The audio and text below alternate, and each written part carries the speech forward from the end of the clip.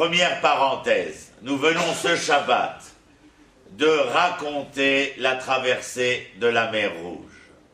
Lorsque nous avons raconté cette histoire, nous avons voulu signifier quelque chose de particulier. Avant que je vous raconte à ma manière les choses, il est important de se rappeler ce que nous avions dit la dernière fois. Il n'y a pas dans l'affirmation d'identité qui est la nôtre une volonté d'être séparés des nations, mais une volonté de faire valoir la différenciation qui est la nôtre.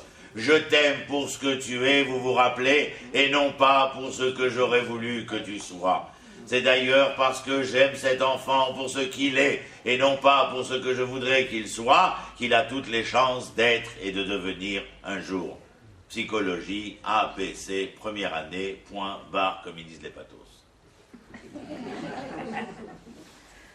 Donc il est question de faire valoir cette différenciation-là. Je ne vais pas recommencer à répéter ce que j'ai dit la dernière fois, mais je vais passer directement à ce passage de la mer Rouge. Rappelez-vous, Shabbat. Nous sommes quelques jours après être sortis d'Égypte. Nous sommes dans un véritable dilemme cornélien. D'un côté, nous sommes pris entre la mer où nous avons peur d'être noyés. De l'autre côté, nous sommes pris par peut-être le fil de l'épée, si jamais tout allait mal. Et dans ce dilemme cornélien-là, les enfants d'Israël prennent peur.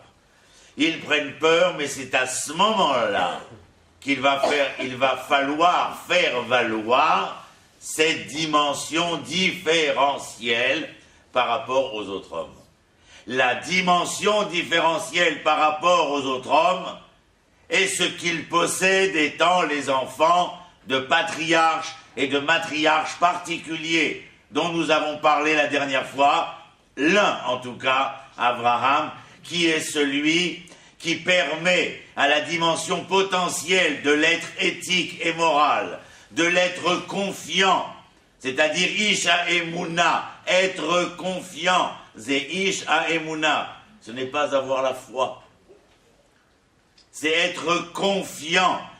Eh bien, ces enfants-là, après 210 ans de pérégrination et de vicissitudes dans les méandres de l'exil égyptien, vont devoir faire valoir s'ils sont, oui ou non, les enfants de ces hommes, de ces femmes. Pris dans ce dilemme cornélien, comme je le disais, c'est à ce moment-là que le bas peut blesser si jamais vous ratiez la marche de la confiance.